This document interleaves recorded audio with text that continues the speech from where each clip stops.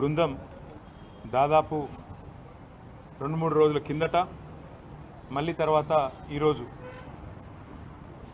ఈరోజు తెలంగాణ భవన్కి వచ్చి ఇక్కడ ఉన్న మా అందరితో కూడా సమావేశమై అక్కడ నెలకొని ఉన్న పరిస్థితుల మీద మా అందరికీ కూడా వివరించి చెప్పడం జరిగింది. అసలు హైదరాబాద్ సెంట్రల్ యూనివర్సిటీ ఏర్పడిందే ఆనాడు మొదటి దశ తెలంగాణ ఉద్యమం జరిగిన తర్వాత 1968 నుంచి 71 వరకు జరిగిన ఉద్యమం తర్వాత మరి హైదరాబాద్లో కూడా ఒక కేంద్రీయ విద్యాలయం ఉండాలి అని చెప్పి, విశ్వవిద్యాలయం ఉండాలని చెప్పి ఆ రోజు జరిగిన 370 ఆత్మ బలిదానాల సాక్షిగా ఒక రకంగా చెప్పాలి అంటే ఇక్కడ మనకు ఈ కేంద్రీయ విశ్వవిద్యాలయం వచ్చిన తర్వాత ఇవాళ భారతదేశంలోనే మంచి పేరు సంపాదించుకుని మంచి క్రెడిబిలిటీ సంపాదించుకున్న విశ్వవిద్యాలయాల్లో మన హైదరాబాద్ సెంట్రల్ యూనివర్సిటీ కూడా అగ్రభాగాన ఉంది. అక్కడి నుంచి విద్యార్థులుగా ఉన్న వాళ్ళు ఎంతోమంది ఈరోజు ప్రపంచవ్యాప్తంగా చాలా ముఖ్యమైన పొజిషన్స్లో ఉన్నారు, చాలా కీలకమైన పొజిషన్స్లో కూడా ఉన్నారు. హైదరాబాద్ సెంట్రల్ యూనివర్సిటీ కేవలం మన ఉమ్మడి ఆంధ్రప్రదేశ్కి, ఈరోజు తెలంగాణకి కాదు, భారతదేశానికే తలమానికంగా గొప్పగా ఉన్న విశ్వవిద్యాలయాల్లో ఒకటి అని చెప్పక తప్పదు. ఇవాళ హైదరాబాద్ సెంట్రల్ యూనివర్సిటీలో నెలకొని ఉన్న పరిస్థితులు చూస్తుంటే డెఫినెట్గా ప్రజాస్వామిక స్ఫూర్తి ఉన్న ఎవరికైనా, సామాజిక స్పృహ ఉన్న ఎవరికైనా మరి డెఫినెట్గా బాధ కలగక తప్పని పరిస్థితి కనబడతా ఉన్నది. పిల్లలు పాపం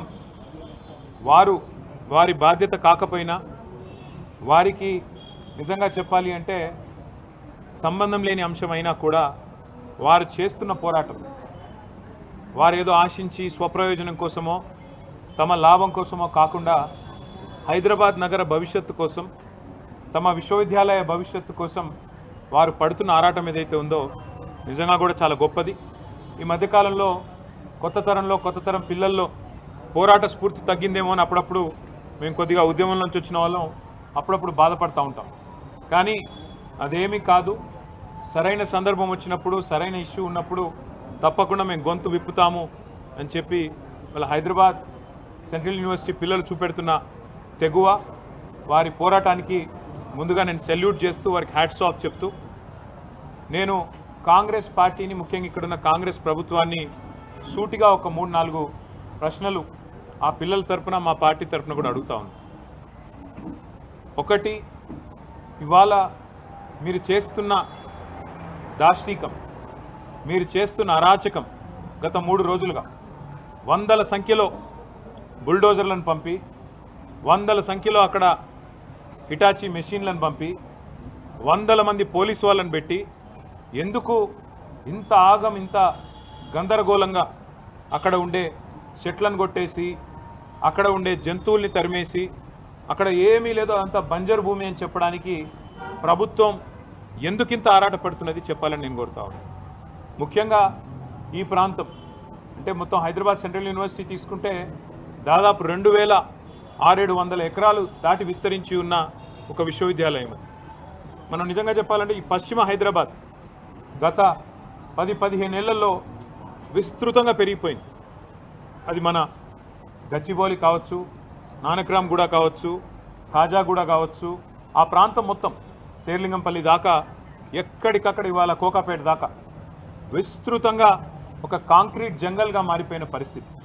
అక్కడ నిజంగా చెప్పాలంటే ఇప్పుడు జరుగుతున్న కన్స్ట్రక్షన్ బహుశా భారతదేశంలో ఏ నగరంలో ఇంత స్మాల్ ఏరియాలో అంత పెద్ద ఎత్తున కన్స్ట్రక్షన్ ఎక్కడ కూడా జరగడం లేదు. ఇది వాస్తవం. అక్కడ మా గవర్నమెంట్ ఉన్నప్పుడు కూడా మరి 57-56 అంతస్తుల బిల్డింగ్లకి మేము కూడా పర్మిషన్లు ఇచ్చిన మాట కూడా వాస్తవం. ఇవాళ అక్కడ జరుగుతున్న నిర్మాణం కొన్ని లక్షల కోట్ల స్క్వేర్ ఫీట్ల నిర్మాణం అక్కడ జరుగుతూ ఉంది. ఒక కాంక్రీట్ జంగల్గా ఆ ప్రాంతం మొత్తం భవిష్యత్తులో మారబోతూ ఉంది. మిగిలి ఉన్న కొన్ని పాకెట్స్ ఎక్కడెక్కడైతే ఇంకా కూడా ఈ కాంక్రీట్ జంగల్గా మారకుండా పశ్చిమ హైదరాబాద్కి ఊపిరినిచ్చే ప్రాంతాలు ఏమన్నా ఉన్నాయి అంటే ఈ హైదరాబాద్ సెంట్రల్ యూనివర్సిటీ, దాని చుట్టూన్న పరిసర ప్రాంతాలే నిజంగా చెప్పాలి అంటే ఒక లంగ్ స్పేస్ లాగా ఆ ప్రాంతానికి మిగిలింది ఏదైనా ఉందంటే ఇది మాత్రమే మిగిలింది. వాళ్ళ పిల్లలు ఎందుకు కొట్లాడుతున్నారు? ఒక ఎన్వైర్మెంటల్ ఇంపాక్ట్ అసెస్మెంట్ అనేది చేయకుండా ఎట్లా మీరు 400 ఎకరాలు ఇష్టం వచ్చినట్టు మీరు అమ్ముతారు, మీరు ఏ హక్కు ఉంది మీకు, ఏ మాత్రం ఇంపాక్ట్ అసెస్మెంట్ చేయకుండా, ఎన్వైరన్మెంటల్ ఇంపాక్ట్ అసెస్ చేయకుండా, ఏ రకంగా పర్యావరణ మీద ఇంపాక్ట్ పడుతుంది అనేది చేయకుండా ఎట్లా చేస్తారు మీరు అని చెప్పి వాళ్ళు కొట్లాడుతున్నారు. రెండవది, ఆనాడు 2003 ఆ ప్రాంతంలో ఐఎంజీ భరత అనే కంపెనీకి ఆనాటి అప్పటి ప్రభుత్వం ఏదైతే భూమి కేటాయించిందో, ఎందుకు కేటాయించింది? ఆ ప్రాంతంలో స్పోర్టింగ్ ఇన్ఫ్రాస్ట్రక్చర్ క్రియేట్ చేస్తారని చెప్పి ఒరిజినల్గా ల్యాండ్ కేటాయించారు. అక్కడ క్రీడలకు సంబంధించి స్టేడియంస్ కానీ అకాడమీలు కానీ అట్లాంటివి మాత్రమే పెడతారని ల్యాండ్ ఇచ్చినారు తప్ప అక్కడ మళ్ళీ బహుళ అంతస్తుల మేడలు అంటే 50, 60, 70, 90 అంతస్తుల మేడలు కట్టమని, కోట్ల స్క్వేర్ ఫీట్లలో బిల్డింగులు కట్టమని ఆనాడు ఆ గవర్నమెంట్ ల్యాండ్ ఇవ్వలేదు. ఆ గవర్నమెంట్ ల్యాండ్ ఇచ్చింది అక్కడ క్రీడలకు సంబంధించిన అక్కడ వాతావరణ నిర్మాణం కోసం, ఒక ఇన్ఫ్రాస్ట్రక్చర్ నిర్మాణం కోసం కేటాయించారు. ఆ తర్వాత సరే ఆ కేసు, ఎందుకంటే ఆ కంపెనీయే ఫేక్ అని, డమ్మీ అనేది స్కామ్ అని, తర్వాత కాంగ్రెస్ గవర్నమెంటు 2004లో కోర్టుకు పోయింది. ఆ ప్రైవేట్ వాళ్ళు కూడా కోర్టుకు పోయినారు. ఆ కోర్టు కేసు మొన్న 21 ఏళ్ల తర్వాత ఆనాడు కాంగ్రెస్ గవర్నమెంట్ కొట్లాడింది, రాజశేఖర రెడ్డి గారి గవర్నమెంటు, ఆ తర్వాత మా గవర్నమెంట్ కొట్లాడింది. మొన్న ఫైనల్గా తీర్పు వచ్చింది. ఆ తీర్పును అనుసరించి ఇప్పుడు ప్రభుత్వం ఆ 400 ఎకరాలను అమ్మి 30,000 కోట్ల రూపాయలు సేకరించాలని లక్ష్యంగా పెట్టుకుంది. నేను ముఖ్యమంత్రి రేవంత్ రెడ్డి గారిని అడుగుతా ఉన్నా, కాంగ్రెస్ ప్రభుత్వాన్ని అడుగుతా ఉన్నా, మీకు ఆస్తులు అమ్మడం, అప్పులు తేవడం అనే మీ ఎజెండా ఏదైతే ఉందో, సరే అది మీరు ప్రభుత్వంలో ఉన్నారు, ప్రజలు నిర్ణయిస్తారు, అల్టిమేట్గా మీరు చేసేది తప్ప ఒప్ప. ఒకవైపు మీరే చెప్తున్నారు, ఎక్కడికక్కడ ఇవాళ హైదరాబాద్లో చూస్తే పెద్ద పెద్ద హోర్డింగ్లు, పెద్ద పెద్ద పోస్టర్లు, ముఖ్యమంత్రి గారి ముఖార విందంతో ఫ్యూచర్ సిటీ కడుతున్నాము, అక్కడ 50,000 ఎకరాల్లో కడతాము, ఆల్రెడీ 15,000 ఎకరాలు మా దగ్గర ఉంది, ఇంకో 30,000 ఎకరాలు సేకరిస్తున్నామని చెప్పి ముఖ్యమంత్రి గారు ఫ్యూచర్ సిటీ అని ఉదరగొడుతున్నారు. ఎయిర్పోర్ట్కి కిందికి ఆనాడు ఫార్మా సిటీ కోసం మేము సేకరించిన భూముల్లో ఈరోజు పేరు మార్చి ఫ్యూచర్ సిటీ అంటున్నారు. ముఖ్యమంత్రి గారిని కాంగ్రెస్ ప్రభుత్వాన్ని అడుగుతున్నాను, మరి ఫ్యూచర్ సిటీలో ఆల్రెడీ మీ దగ్గర 14,000 ఎకరాలు ఉన్నప్పుడు, ఇంకొక 30,000 ఎకరాలు మీరు సేకరించబోతున్నప్పుడు, మొత్తం 45,000 ఎకరాలు మీరు అక్కడ అమ్ముకోబోతున్నప్పుడు, ఇక్కడ 400 ఎకరాల మీద ఎందుకు పడ్డారు మీరు? ఈ 400 ఎకరాల్లో నిన్న మొన్న మీరు చూసింటారు, వందల సంఖ్యలో మెషిన్లు పోయి అర్ధరాత్రి, నేను అడుగుతా ఉన్నా, మీరు ఒకటి ఆలోచన చేయండి, శుక్రవారం, శనివారం, ఆదివారం, ఈరోజు సోమవారం రంజాన్, ప్రభుత్వానికి తెలిసి 4 రోజులు కోర్టుకు సెలవులని, అందుకే ఇబ్బడి ముబ్బడిగా మెషిన్లను పంపి వందల సంఖ్యలో పోలీసు వాళ్ళను పెట్టి అడ్డం వచ్చిన పిల్లలను ఇష్టం వచ్చినట్టు కొట్టి, వాళ్ళను ఆడపిల్లలను చూడకుండా బట్టలు చింపి ఒక దుశ్శాసన పర్వానికి తెరదీసి ఇంత అరాచకం ఏదైతే రేవంత్ రెడ్డి ప్రభుత్వం చేస్తున్నదో, మరి అక్కడ పక్షులు, అక్కడ నెమళ్ళు కేకలు పెడుతున్నాయి, గొంతు చించుకుంటున్నాయి, మాకు జరుగుతున్న ఈ అన్యాయం మీకు కనబడతలేదా, వినబడతలేదా అని చెప్పి రోధిస్తున్నాయి, ఏడుస్తున్నాయి. ఇది మీకు వినబడతలేదా రాహుల్ గాంధీ గారు నేను అడుగుతా ఉన్నా. పర్యావరణ ప్రేమికులు, దేశ స్థాయిలో రాష్ట్ర స్థాయిలో ఉన్నవాళ్ళు, మేధావులు మౌనంగా ఎందుకున్నారని మేము అడుగుతున్నాం, పిల్లలు అడుగుతున్నాం. మీకేం కనబడట్లేదా? ఫ్యూచర్ సిటీలో 45,000 ఎకరాలు మీరు సేకరించి అమ్ముకుంటానని ఓపెన్గా బడ్జెట్లో చెప్తున్నారు, బయట చెప్తున్నారు. మరి 400 ఎకరాలు వదిలేస్తే మీకు పోయేదేముంది, వచ్చిన నష్టం ఏముంది? పశ్చిమ హైదరాబాద్ భవిష్యత్తులో ఢిల్లీలాగా ఎయిర్ క్వాలిటీ దెబ్బతిని ఊపిరి పీల్చుకోవడమే కష్టమయ్యే ప్రమాదం ఉండే అవకాశం ఉంది. మీరు ఈ 2,400, 2,500 ఎకరాలు ఇట్లే ఉండనిస్తే సెంట్రల్ యూనివర్సిటీ కింద అది బ్రహ్మాండంగా మరి మనకి ఇక్కడ లంగ్ స్పేస్ లాగా కూడా ఉపయోగపడుతుంది, ఒక విశ్వవిద్యాలయానికి కూడా ఉపయోగపడే అవకాశం ఉంది.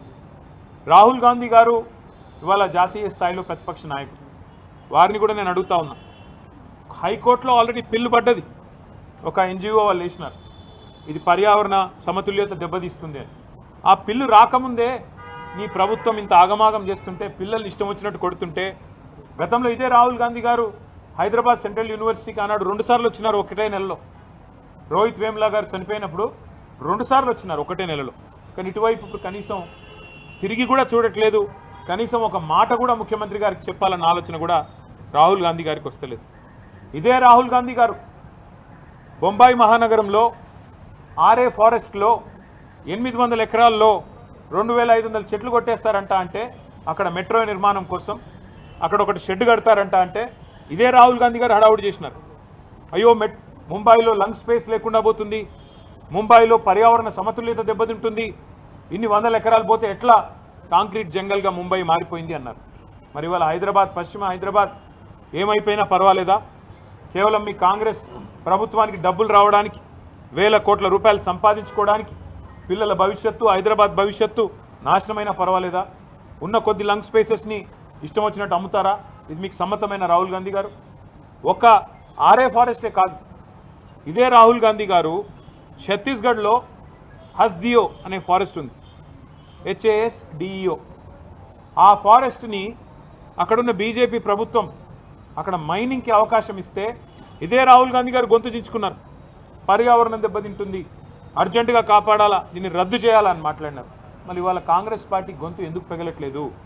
నేను ఈ పిల్లలందరికీ ఒక మాట ఇచ్చాను, ఖచ్చితంగా మా పార్లమెంట్ సభ్యులు 4వ తారీఖు దాకా ఏదైతే పార్లమెంట్ సమావేశాలు జరుగుతూ ఉన్నాయో, రాజ్యసభలో మా పార్లమెంట్ సభ్యులు ఈ అంశాన్ని ఖచ్చితంగా లేవనెత్తుతాం, ఖచ్చితంగా వారిని మరి అడుగుతాం, కేంద్ర ప్రభుత్వాన్ని కూడా అడుగుతాం మీ స్టాండ్ ఏంది అని.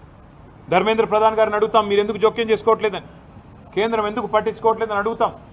కానీ ఇవాళ వాస్తవం ఏంది అంటే రేవంత్ రెడ్డి గారు ఎలక్షన్ ముందే చెప్పారు, రియల్ ఎస్టేట్ అంటే రేవంత్ రెడ్డి, రేవంత్ రెడ్డి అంటే రియల్ ఎస్టేట్ అని. ఫస్ట్లో మనమే అప్పుడు జాగ్రత్త పడి ఉండాలి. ఎలక్షన్లు అయిపోయిన కొత్తలో, ఎలక్షన్ కంటే ముందో ఆ రోజు వచ్చిండు, అక్కడ ఫుట్బాల్ ఆడిండు హెచ్సియూకి వచ్చిండు, ఫుట్బాల్ ఆడిండు, అప్పుడే కన్ను పడ్డది భూముల మీద. ఇప్పుడు పిల్లల్ని ఫుట్బాల్ ఆడుతూ ఉన్నాడు, లెక్క చేయట్లేదు. నా డబ్బుల కోసం, మా కమిషన్ల కోసం ఏదైనా సరే, పిల్లలు చచ్చినా సరే, ఏదేమైనా సరే, కానీ నేను వదిలిపెట్టను అన్నట్టుగా రేవంత్ రెడ్డి వ్యవహారం ఉన్నది. మరి నేను అడుగుతున్నా, మీకు బాధ్యత లేదా రాహుల్ గాంధీ గారు? మీ ముఖ్యమంత్రిని నియంత్రించాల్సిన బాధ్యత, ప్రజాస్వామికంగా ఉండాల్సిన బాధ్యత, ప్రజాపాలన అన్నప్పుడు అందులో కొద్దిగా ప్రజాస్వామిక స్ఫూర్తి ఉండాలనే ఇంగితం మీకు లేదా? ఇక్కడ నెమళ్ళ రోదన్లు, అక్కడ జింకలు పరిగెడుతున్న విధానం ఏం కనబడతలేదా మీకు? ధ్వంసం కాబోతున్న చెరువులు కనబడతలేవా? దెబ్బతినబోతున్న పర్యావరణం కనబడతలేదా? అక్కడ కొన్ని ఎగ్జాటిక్ స్పీషీస్ ఉన్నాయి, ఫ్లోరా ఫానా ఉంది అక్కడ పెద్ద ఎత్తున. ఇదంతా ధ్వంసమైపోతుంటే మీకు, మీ నాయకత్వానికి ఇదేం వినబట్టలేదా అని మేము అడుగుతూ ఉన్నాం. తప్పకుండా ఆ పిల్లలు ఏ రకంగా పోరాటం చేసినా వారికి అండగా నిలబడతాం. మన ముఖ్యమంత్రి గారు అన్నారు అసెంబ్లీలో, హెచ్సియూలో గుంట నక్కలు ఉన్నాయట. హెచ్సియూలో అందుకే మేము పోవడం లేదు, మేము అక్కడ అడిగేందుకు పెట్టలేదంటే ఇట్లా పనికిమాలిన మాటలు మాట్లాడతారు. ఆ పిల్లల ఉద్యమాన్ని, దాని పవిత్రతను దెబ్బతీసే ప్రయత్నం చేస్తాడు ఈ ముఖ్యమంత్రి. ఆయన చిల్లర వ్యాఖ్యలతో ఆ పిల్లలు కొట్లాడుతున్న దానికి అపవిత్రతను ఆపాదించి ఇదేదో రాజకీయ దురుద్దేశాలతో జరుగుతున్న పోరాటం అని చెప్పి ఆ పిల్లల ఉద్యమాన్ని కూడా మలినం చేసే మూర్ఖుడు ఈ ముఖ్యమంత్రి. అందుకే మేము కొద్దిగా దూరంగానే ఉన్నాం. మాకు కూడా ఫోన్లు వస్తూ ఉన్నాయి, అన్న మీరు రండి, మీరు ట్విట్టర్లో పెడితే కాదు, మీరు కూడా రండి అంటున్నారు. కానీ మేము అక్కడ పోగానే ముఖ్యమంత్రి ఏమంటాడు, ఇగో ఇది బీఆర్ఎస్ వాళ్ళు చేయిస్తున్నారు, ఇదంతా మాకు తెలుసు ముదే, ఇదంతా వీళ్ళే అని ఇష్టం వచ్చినట్టు పిచ్చివాగుడంతా వాగుతాడు. అందుకే మేము సరైన వేదికల్లో ఈ అంశాన్ని ఎత్తుతాం. అటు పార్లమెంట్లో లేవనెత్తుతాం, అవసరమైతే ఇటు కోర్టులో కూడా మేము కూడా పోతాం, కోర్టుకి కూడా. ఏ రకంగా ప్రభుత్వం ఇష్టం వచ్చినట్టు పోతుంది, ఎన్వైరన్మెంటల్ ఇంపాక్ట్ అసెస్మెంట్ లేకుండా ఎందుకు చేస్తున్నది ఈ కార్యక్రమాలు అని అడుగుతాం.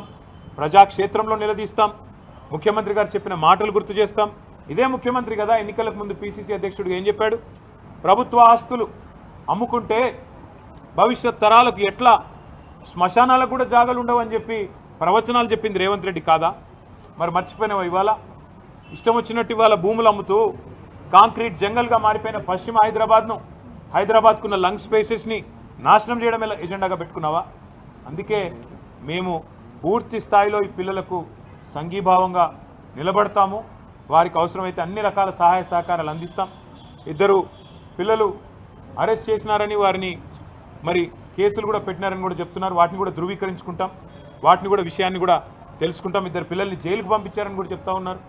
చూద్దాం, అది కూడా విషయం తెలుసుకున్న తర్వాత దాని మీద కూడా ఏ రకంగా పిల్లలకు అండగా నిలబడాలో మేము చూస్తాము. అక్కడ జంతువులు కూడా మరి కొన్ని ప్రాణాలు పోతున్నాయని చెప్తున్నారు. ఎంతవరకు వాస్తవం మీడియా కూడా దయచేసి మీరు నిజ నిర్ధారణ కమిటీగా ఏర్పడి మీరు కూడా పోవాలా, దయచేసి రిక్వెస్ట్ చేస్తున్నాం. మీరు పోండి. ఇవాళ అక్కడ పిల్లల మీద ఆంక్షలు పెట్టినారు, గేట్ల కాడనే పోలీస్ క్యాంపులు పెట్టి భయపెడుతున్నారు వాళ్ళని. మీరు మీ హాస్టల్కి పోవడానికి వీల్లేదు, ఈస్ట్ బ్లాక్ పోవడానికి వీల్లేదు, ఎటు పడితే అటు క్యాంపస్లో తిరగడానికి వీల్లేదు అన్నట్టు యూనివర్సిటీలో కూడా ఎక్కడైతే నిజంగా చెప్పాలంటే వైస్ ఛాన్సలర్ గారి పర్మిషన్ ఉండాలి. పోలీస్ పర్మిషన్ కాదు, ప్రభుత్వ పర్మిషన్ కాదు, అది కేంద్రీయ విద్యాలయం. కేంద్రీయ విద్యాలయం మీద రాష్ట్ర ప్రభుత్వం అథారిటీ ఉండదు, అక్కడ పోలీస్కు ఎంట్రీ ఉండదు, వీసీ గారు పర్మిషన్ ఇస్తే తప్ప. అట్లాంటిది ఇవాళ వీసీ గారి పర్మిషన్ లేకుండా ఎక్కడికక్కడ పోలీస్ క్యాంపుల మాదిరిగా ఒక వాతావరణం వేసి పిల్లల్ని భయకంపితులు చేసే ప్రయత్నం కూడా రేవంత్ రెడ్డి ప్రభుత్వం చేస్తున్నది, కాంగ్రెస్ ప్రభుత్వం చేస్తున్నది. ఈ అప్రజాస్వామిక వైఖరిని ఖండిస్తూ నిన్న ఆడపిల్లల్ని కూడా బట్టలు చిరిగిపోయేదాకా కొట్టారు, ఈడ్చుకొని పోయినారు. చిన్న చిన్న పిల్లలు చూసిన వాడికి ఎవరికైనా మనసు ఉంటే మనసు కదిలిపోయే పరిస్థితి. ఇవాళ మంత్రివర్గంలో కూడా 2-3 హెచ్సియు విద్యార్థులు ఉన్నారు, పూర్వ విద్యార్థులు, శ్రీధర్ బాబు గారు, బట్టి విక్రమార్క గారు. వారికైనా మనసు ఎందుకు వస్తలేదో నాకు అర్థం కావట్లేదు. వారైనా రావచ్చు కదా, వచ్చి కనీసం పిల్లలతో మాట్లాడే ప్రయత్నం చేయాలి కదా. ఏమీ చేయకుండా ఏకపక్షంగా ఈ రకంగా నియంత్రిత పోకడలు మంచిది కాదు అని చెప్పి నేను వారికి కూడా చెబుతూ, మరి పిల్లలిద్దరూ రోహిత్ అదేవిధంగా ఎర్రం నవీన్ కుమార్ వీరిద్దరి వేర్ అబౌట్స్ ప్రభుత్వం వెంటనే చెప్పాలి. వారు జైలుకి పంపించారా లేకపోతే ఎక్కడన్నా దాచిపెట్టారా, ఆ పిల్లలు ఎక్కడున్నారు, వాళ్ళ మీద ఏం కేసు పెట్టినారు, ఎందుకు పెట్టినారు, వెంటనే బయట పెట్టాలని చెప్పి కూడా రాష్ట్ర డీజీపీ గారిని మేము డిమాండ్ చేస్తున్నాం. వాళ్ళ తల్లిదండ్రులు కూడా డెఫినెట్గా ఆందోళన పడతారు, వాళ్ళ పిల్లలు కూడా ఆందోళన చెందుతారు. మిగతా రాజకీయ పార్టీలు కూడా తమ వైఖరి చెప్పాలి. బీజేపీ కానీ, కమ్యూనిస్టులు కానీ, ఇతర రాజకీయ పార్టీలు కానీ ఈ 400 ఎకరాలు ఇష్టారాజ్యంగా అమ్ముతాం అంటే ఇవాళ మేము స్పష్టంగా చెప్తున్నాం, ఇది తప్పు.